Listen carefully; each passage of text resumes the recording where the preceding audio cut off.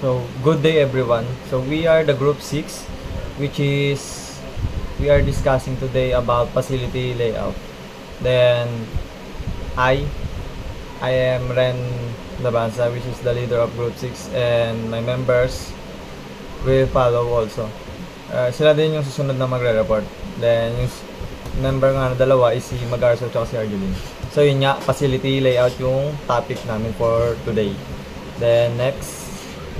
So, ano nga ba yung mga subtopics na itatalakay namin ngayong araw? So, unang-una na nga dito is, what is layout planning? The number 2, types of layouts. Number 3, designing layouts process. Number 4, special cases of process layouts. Number 5, designing product layouts. And last, the group technology cell layouts. So, bilang ako yung una, ang topic ko lang dito is yung 1 and 2, which is yung what is layout planning and types of layouts. Then, ayun na nga. So, what is layout planning? So, layout planning is deciding on the best physical arrangement of all resources that consume space within a facility. These resources might include a desk, a work center, a cabinet, a person, an entire office, or even a department. Decisions about the arrangement of resources in a business are not made only when a new facility is being designed.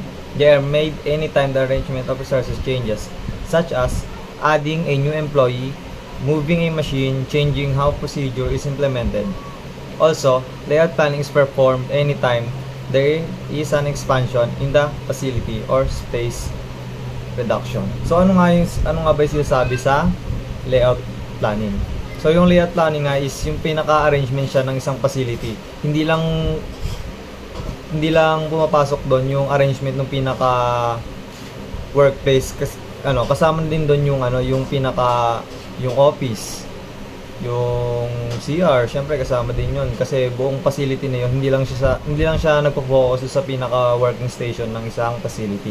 So yung layout planning nga is nababago siya, gawa ng hindi siya permanente, nababago siya dahil yun nga, pag may mga bago employee na kailangang aralin pa yung process nung sa layout or yung proseso ng pagtrabaho. Then pag may mga bagong mga machine sa isang facility or sa isang production area, mababago yung layout planning. So yun nga, anytime siya pwedeng mag-expand pa, or pwede siya mag-expand, pwede ring mag-space reduction or parang mas mapaliit, depende sa process ng layout nyo. So, there are two broad categories of operations: intermittent and repetitive processing systems. So, intermittent processing systems are seen in organizations that produce a large variety of different products, each in low volume. So, intermittent processing system. So, yun nga. Ano nga ba yung intermittent processing? From the word sa intermittent, hindi siya tuloy-tuloy siya, pero pwede siyang maabala. Kasi sa isang pwedeng hindi siya continue siya, pero pag may isang part doon na nawala, madadamay na yung buong process. Kaya yung pag-process noon, maliliit lang or konti lang yung napoproduce. Then next is yung example nun is a typical job shop. So sample nun parang welding shop. Kung may ipapagawa lang yung mga client, ganun lang. Hindi siya pakayawang gawa. Halimbawa, marami yung kailangan nyo i-produce na upuan, hindi siya ganun. Kung lang yung ipagawa ng mga kliyente. So next naman, on the other hand, repetitive processing system are used to produce a small variety of standardized products in high volume. An example is an assembly line. So repetitive, yun na nga, from the word is repetitive or repeat lang. Kumbaga yung proseso ng paggawa sa isang production is paulit-ulit lang. Hanggang sa yun nga, kumbaga parang gawa ng paulit-ulit dahil doon nagkakaroon ng mass production. Pero small variety of standardized product lang. Pero kahit ganun, madami pa rin yung napoproduce. So example nga nyo ng assembly line. Then next is types of layouts. So unang-una na types of layouts is process layouts. So process layouts are layouts that group resources based on similar processes or functions. This type of layout is seen in companies with intermittent processing system. A process layout is an environment in which a large variety of items are produced in a low volume. Since many different items are produced, each with unique processing requirements, it is not possible to dedicate an entire facility to each item. It is more efficient to group resources based on their function. The products are then moved from one resources to another based on their unique needs. So, best example dito sa process layout sa welding shop. Diba? Halimbawa, may part lang doon na diba, sa welding area. Doon lang magbubuo. Then after magbuo doon, pupunta naman sa mga grinding area. Next nun is yung sa grinding area, pwedeng magputol or parang doon na mag-quality control. Gawa ng i-check na yung mga na-welding kung na-full weld ba or hindi. Or need na din linisin after ma-full weld. So yun, sinasabi din na process layout is intermittent processing system siya. Kumbaga, parang medyo may nade-delay din. Kumbaga parang sa may isang process nyo, pag may nasira doon, or may parang nagkamali, parang matitigil na yung buong ibang proseso para maghihintay na siya. Gawa ng yung sa unang proseso kung natagalan doon or natigil, yung mga susunod na process, maghihintay muna bago dun sa naunang proseso. So, next is, recall that process layouts are designed to produce many different items, often to customer specification. O yun nga, nakadepende yung process layout sa customer specification or depende dun sa kagustuhan ng client. Kung paano, kunyari, halimbawa, nagpapagawa na siya ng 10 upuan. Kailangan ma-meet ng shop niya yung standard o gusto ng customer niya. So, to achieve this goal, they had certain unique characteristics. So, ito nga.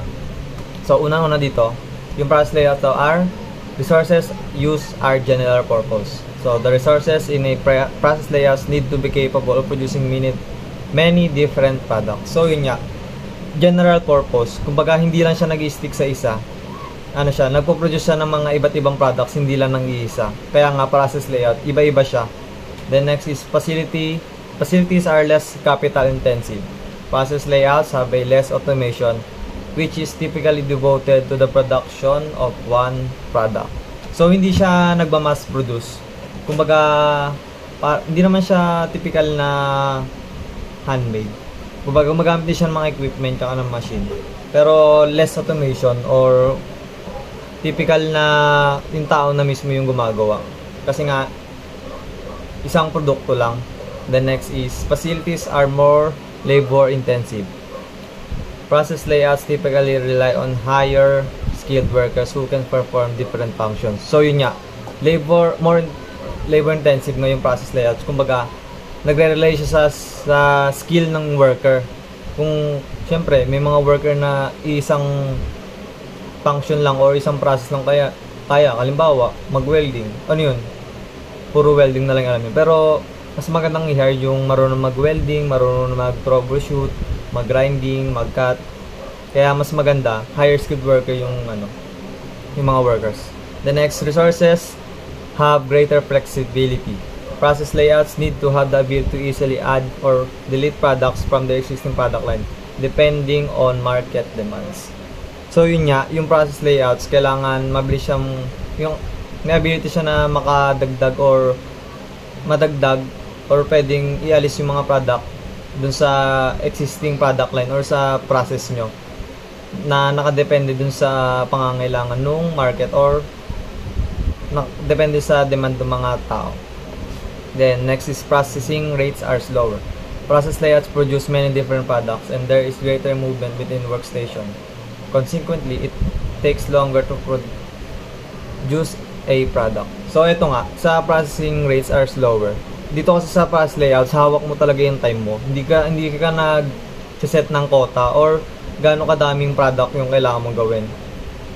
Halimbawa, yung pinagawa ng client sa'yo is 10 table lang. O sa welder wala naman siya binigay na date kung kailan kailangan. 'Di ba? Hawak mo yung time mo nun. Kaso nga lang yung processing rate, mabagal. Syempre, paano pag isa lang yung worker mo? Eh di matatagalan talaga yun. So yun. Next is material handling costs are higher. It costs more to move goods from one process to another. So yun nga, it costs more to move from one process to another. Mas magastos siya gawa ng, syempre, hindi sa gastos, kumbaga time consuming. Kumbaga, syempre hindi nga siya naka-assembly line, hindi siya isang linya lang continuous. Paiba-iba. Syempre, halimbawa sa pwesto dito lang yung welding, dito yung grinding. Syempre, palipat-lipat ka. The next, scheduling resources is more challenging.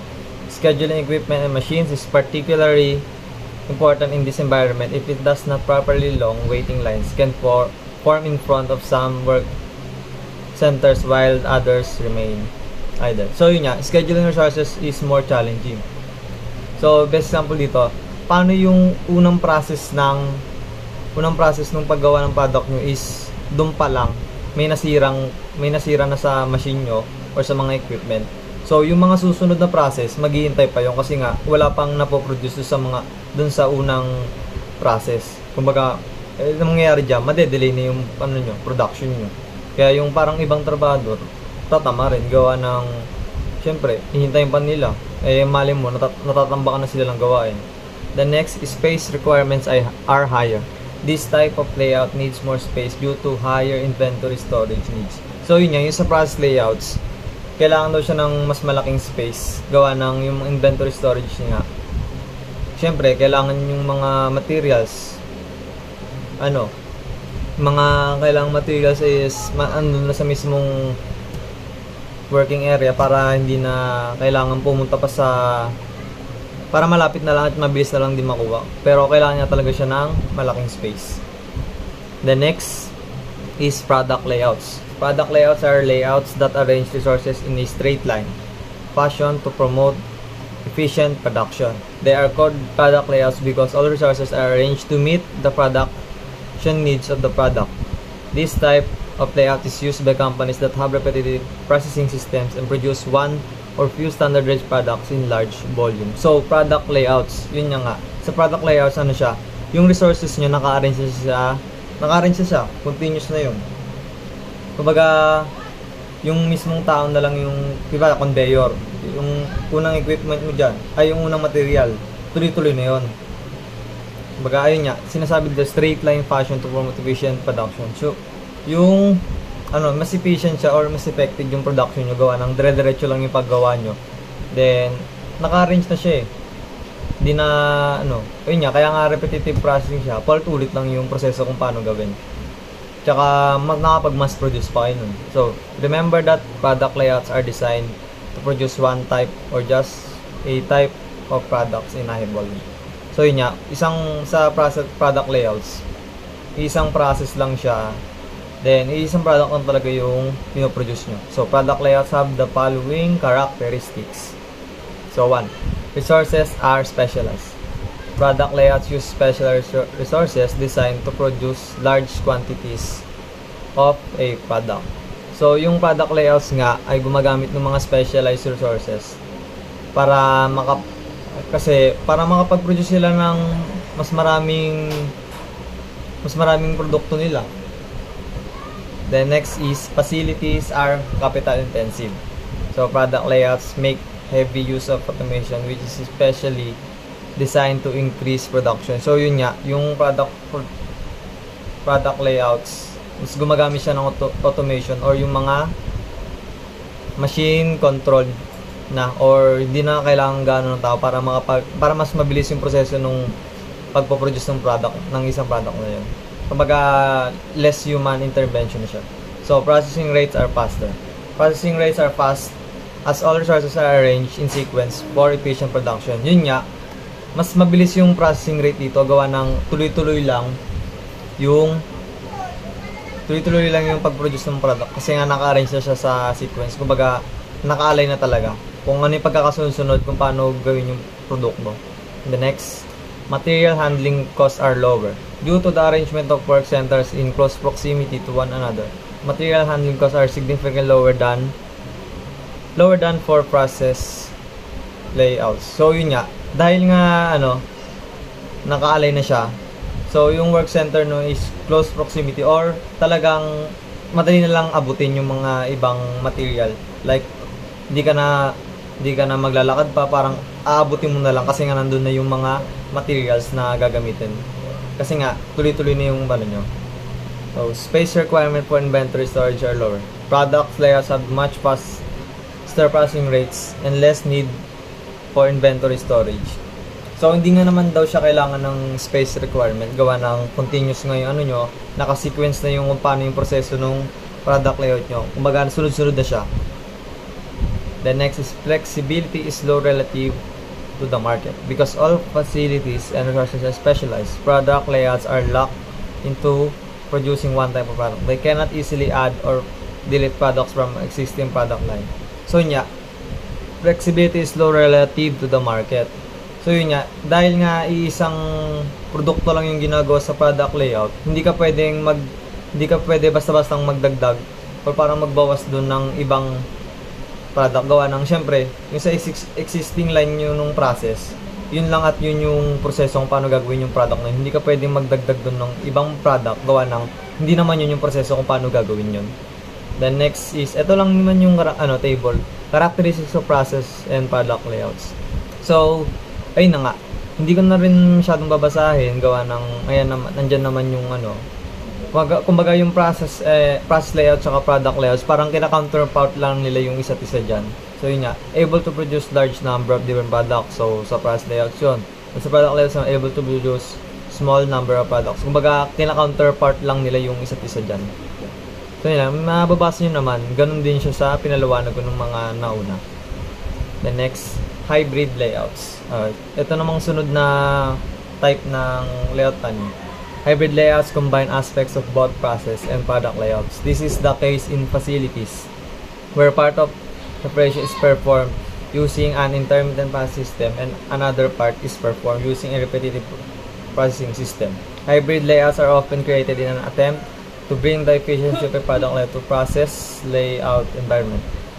To develop a hybrid layout, we can try to identify parts of process layout version that can be standardized and produce them in a product layout format.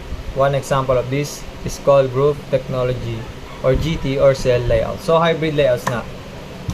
But the word is said hybrid layouts. Combination na siya nung process and product layouts. Kumbaga parang yung operation nito magkasama na yung process and product layout sa isang facility. So gumagamit din sila nung using intermittent process system and minsan gumagamit din ng repetitive system. Kumbaga combination na siya talaga.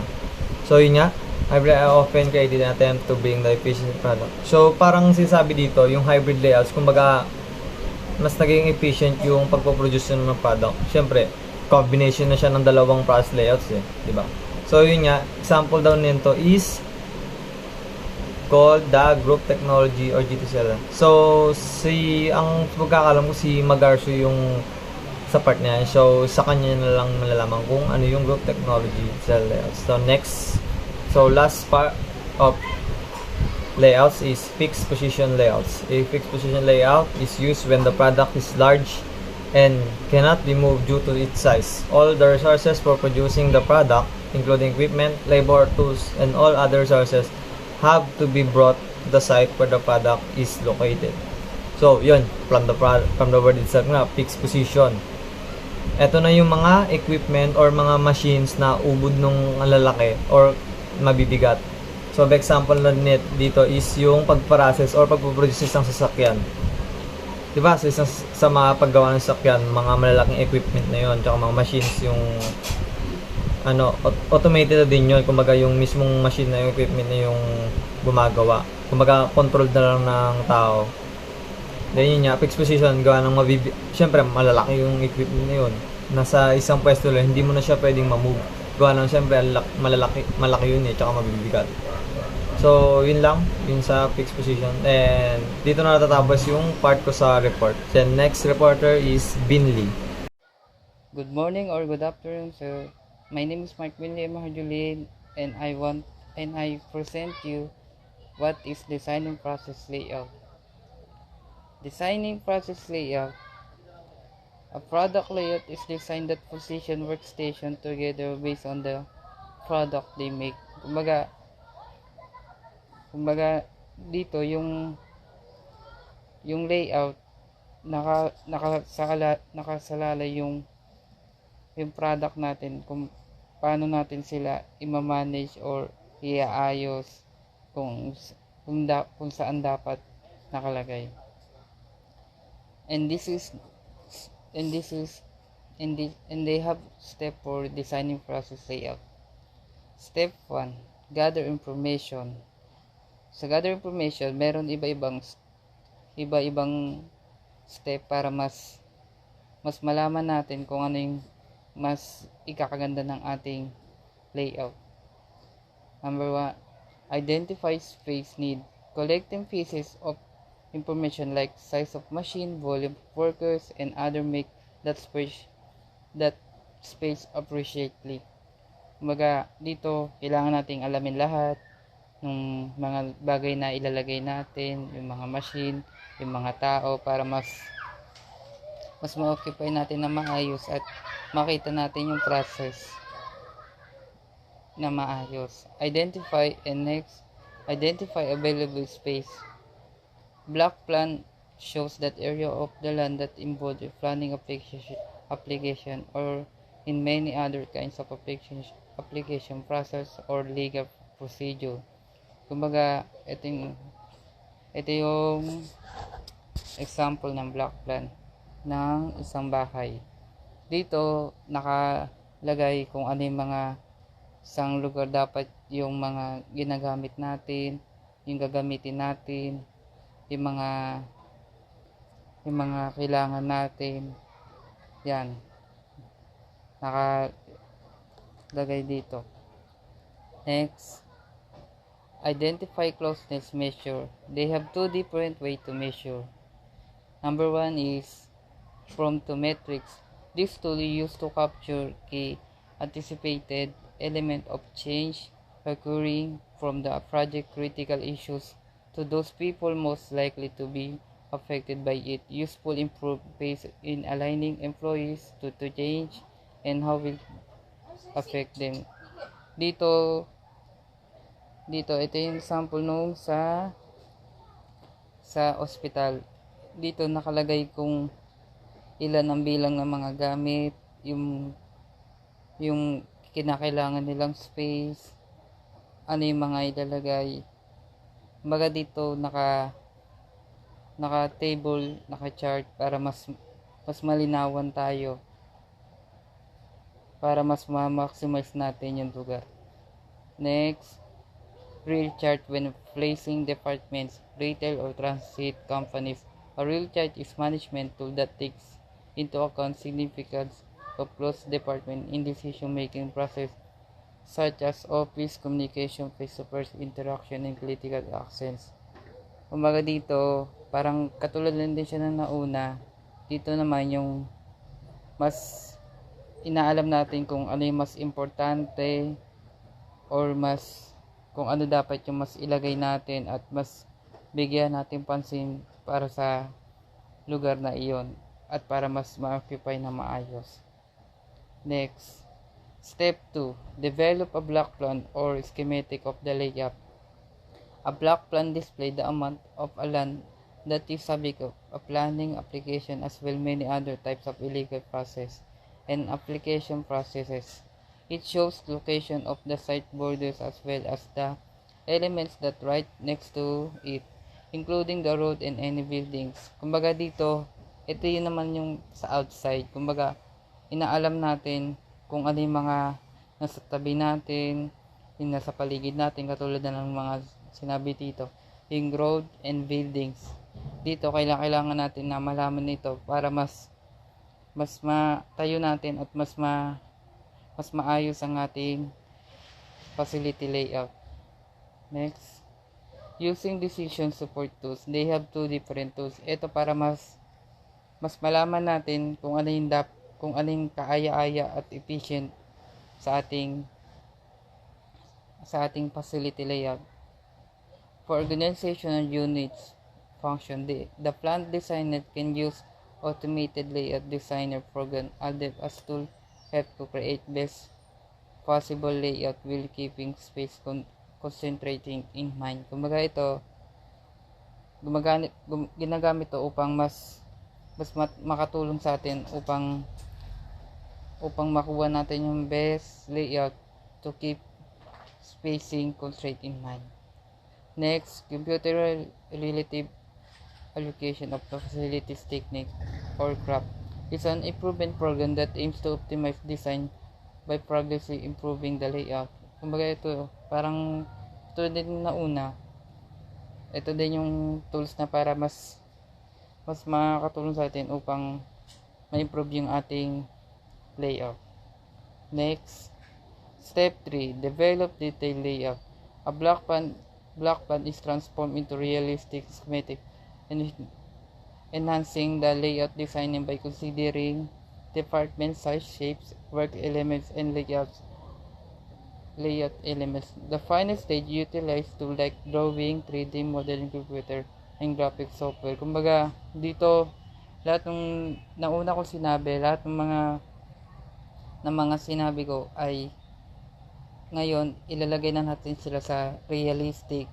Kumbaga dito na yung parang 3D na sila. Kumbaga yung nakikita na natin kung ano talaga yung itatayo natin o ilalagay natin sa facility layout. Next, number 4, special case of process layout. They have two types. Warehouse layout. Warehouse layout are similar to process layout, focusing on product storage and movement within the warehouse, movement primarily between loading and unloading dock storage areas with inbound or outbound movement. For example, a computer equipment warehouse may have different storage area with no movement between them. Yan, ito yung katulad ng warehouse. They have two types of storage, equal size. In warehouse layout design, primary goal is to minimize trip to dock by assigning department to location close next to dock, and from the metrics used to show the number of trips with department with highest number closer to dock. Kumbaga dito, kung ano yung pinakamas marami, siya yung pinakamas malapit sa dock upang mas mapadali yung process ng ating mga product. Yan, ito yung example nung types of storage ng equal sizes. Yan.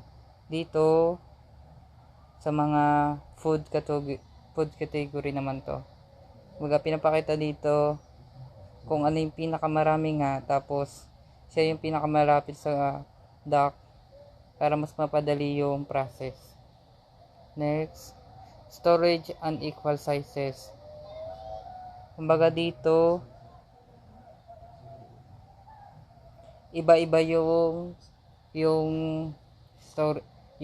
bawat bot, iba-iba yung bilang. Kumbaga dito meron na pa doble dahil yung iba mas kailangan pa ng another storage para dun sa product na yon.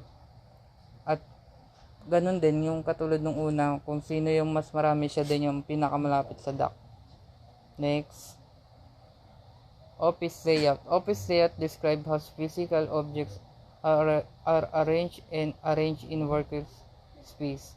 It includes arranging furniture, appliances, and other elements to create productive workspace in planned manner.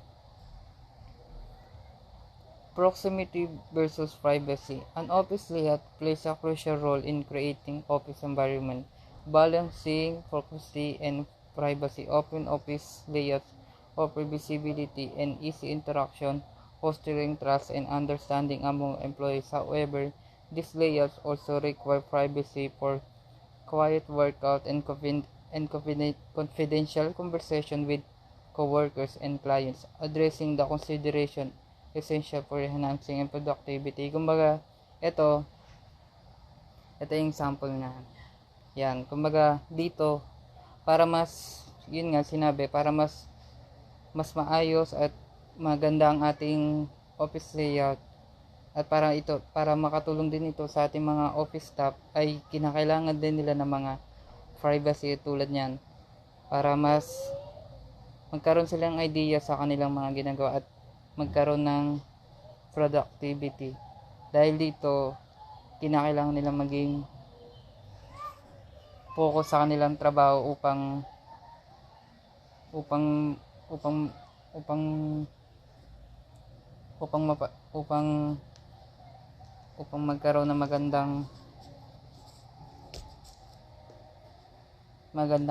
magandang kalabasan. Ayan. Yan yung mga tulad ng mga privacy. Nilalagyan sila ng mga harang or mirror, mga ganon. Next. Other factors in designing office environment. One important consideration is designing layout is flexibility, and flexible layouts remain desirable long-term that can be easily modified to meet changing demands. Traditional load-bearing walls and provide privacy but do not provide flexibility.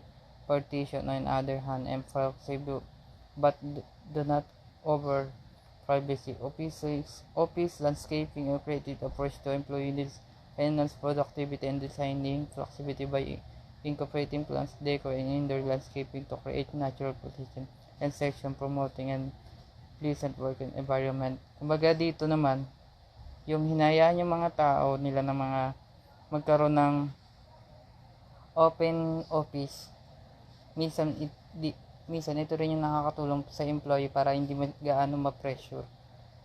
Tulad ng ito sa picture, yan. Open sila para sa mga pag-brainstorming, mga pagbibigay ng idea. Tapos yan, may mga decor at madali silang, yung office nila madaling makasabay sa mga hinaharap. That's it. Thank you po, sir.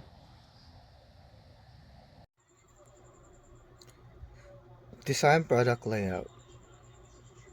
Designs product layouts involves arranging research in a sequence to efficiently produce a large volume of a standardized product in repetitive processing system. This layout aims to streamline the production process for optimal efficiencies. Step 1. The initial step in designing product layouts involves identifying tasks and their immediate predecessors. This includes determining the work elements needed to produce the product, the duration of each task, and the sequential order of the task.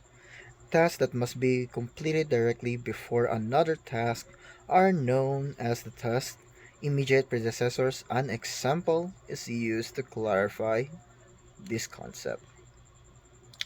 Step 2 involves determining the output rate, which is the number of the units of the product produced over a period of time. This rate helps at designing a product layouts with a minimal work centers and a balanced workload.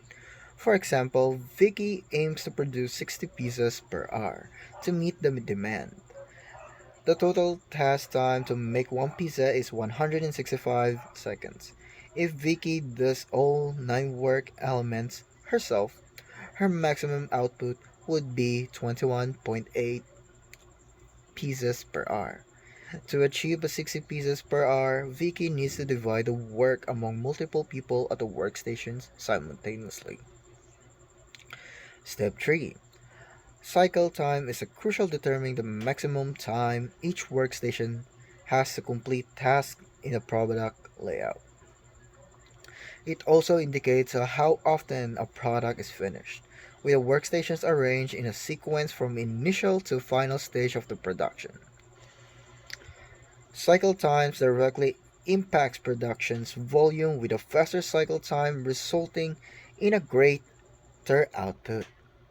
For example, a cycle time of 50 seconds means one unit is completed every 50 seconds. With a cycle time of 100 seconds would mean a unit is completely every 100 seconds. The relationship between cycle time and an output is evidenced as a shorter cycle time leads to more units produced by the end of the day. The concept of cycle time is essential for understanding the efficiencies and the productivity of the workstations in a product station process. Step 4 involves computing the theoretical minimal number of the stations TM before assigning a task. The TM is the number of the workstations required for 100% efficiencies, serving as a baseline for determining the actual number of the stations needed. The computations for the TM is essential for optimization, stations, and allocations. Step 5 involving assigning tasks to workstations based on the tasks to be performed, their order, and the cycle time. The longest task time rule is typically used, which means it's selective the task that takes the longest times. Other rules can be applied in the practices. Step 6. After assigning a task to workstations, it is essential to calculate the efficiency of the arrangement. Efficiency is determined by the ratio of the total productive time to the total time, ex-